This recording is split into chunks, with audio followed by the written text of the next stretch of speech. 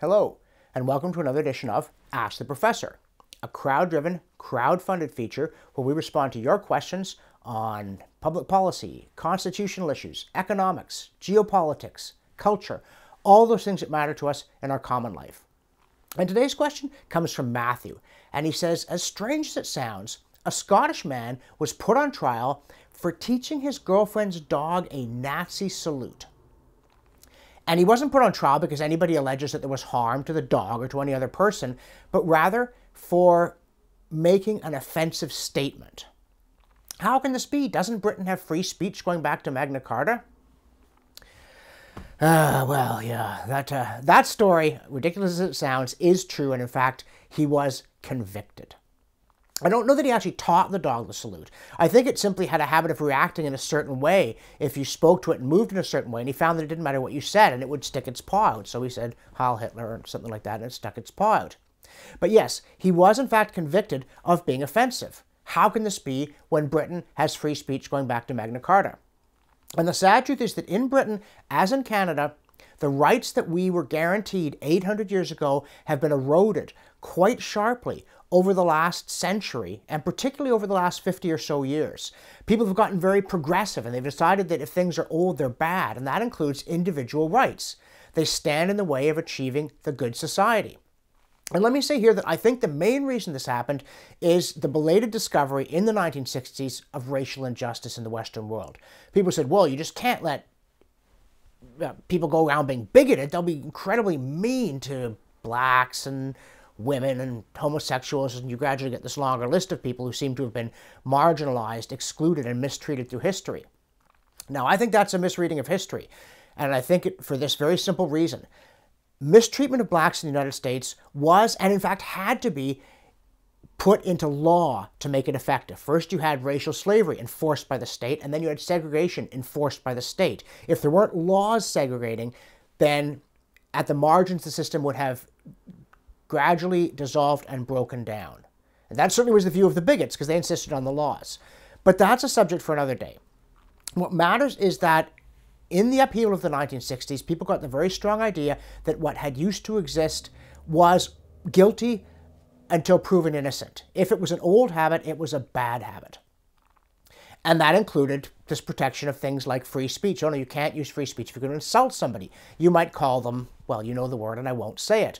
But of course, the doctrine, even free speech in its pure form, did allow that there were things called fighting words that created a clear and present danger of a conflict because they were so offensive, and those were never permitted, like shouting fire in a crowded theater. You could debate in the abstract the fitness of doing so, but if you actually did it, you would be creating a situation that was created imminent danger to life and limb without opportunity to correct it through debate, and so you couldn't do it.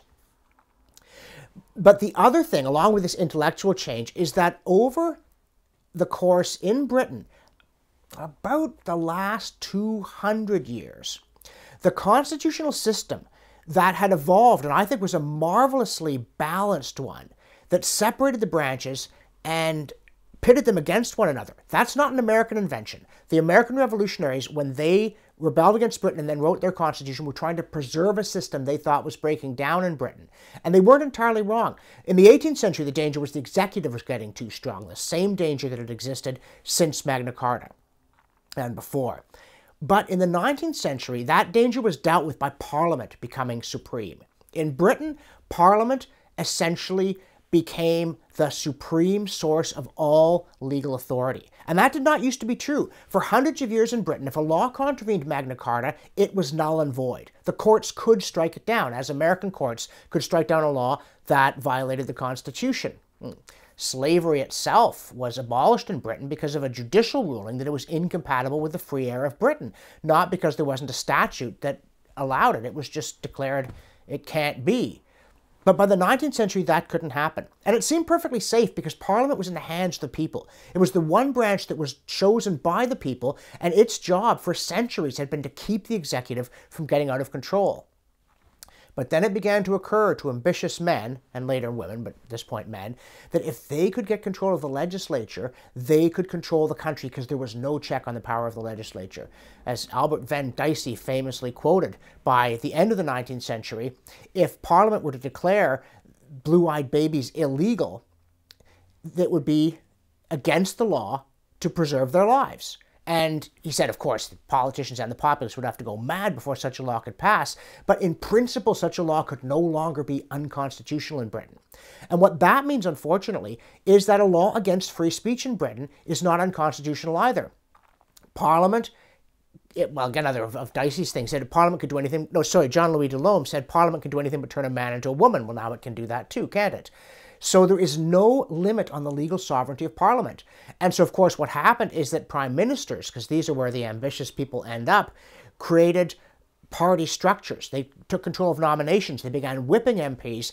And so instead of trying to break Parliament, now this had been tried in the past, including by the Stuarts. They tried to break Parliament and it had broken them. The Hanovers tried to seduce Parliament, but they were a little too vulgar and obvious about it.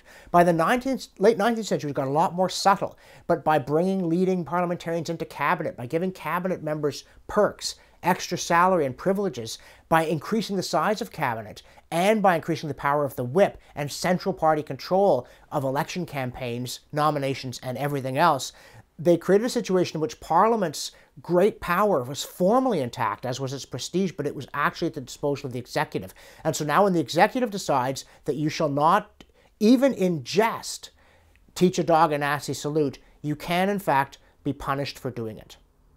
In order to fix the situation, we need to do two things. One is we need to repair our Constitution. I actually did a documentary on this, to which I refer you. Here's the URL, talking about how to give ourselves a constitutionally grounded parliamentary system in which neither the executive nor the legislature nor the judiciary nor even all three acting together could take away our fundamental liberties. It's not the notwithstanding clause that bothered me. It's section 1 of the Charter saying all of our rights can be taken away if the judges think it makes sense. But we also have to get into our minds that individual rights are very important to the flourishing of society and to individuals leading a good life. That the solution to evil speech is good speech, the Dracula effect, that sunlight destroys evil. That if a man has sincerely taught his dog to do a Nazi salute because he's a Nazi, we should shun him and ridicule his doctrines and expose their vicious foolishness. And if it's just a prank and someone can't take it, they should learn to laugh, because we cannot have society run by the most brittle and easily offended and sanctimonious of our members.